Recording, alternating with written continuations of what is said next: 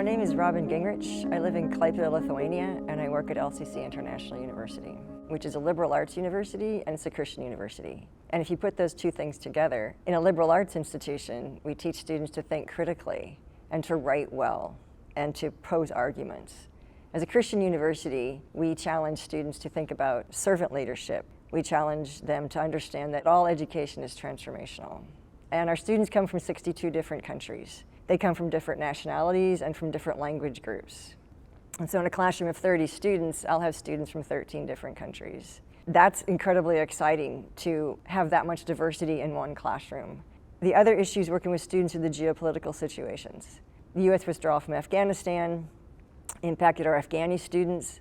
The Armenia-Azerbaijan conflict impacted obviously our Armenian and Azerbaijani students. And the current war in Ukraine has impacted the largest ethnic group that we have on campus, which are your Ukrainian students. We have 180 Ukrainian students on campus, each with their own story of the war and the invasion. I teach freshmen. So there's a bit of time before class starts, and some students will come in early. To establish relationships with them, you start to chat with them, right?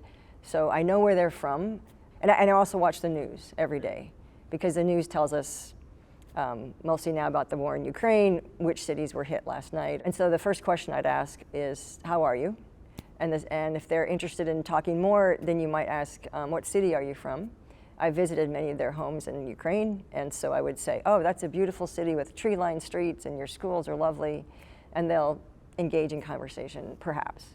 If not, then you completely move on. The next question I would ask is, how's your family?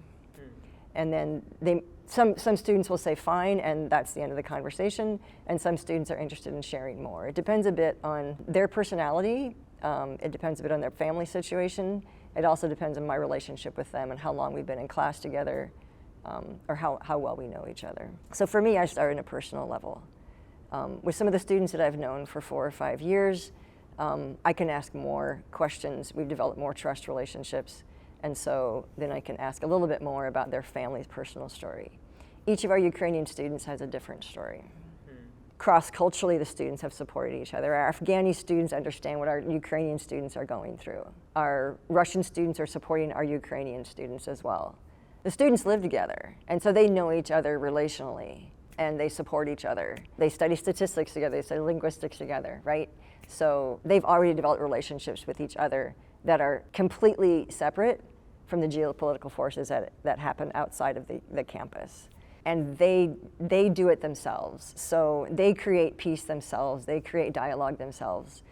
So I, as a faculty, would sort of watch in awe of our students who study, cook, live, and play together across these different ethnicities. It's absolutely beautiful. LCC is one of those entities that strongly believes that education is mission.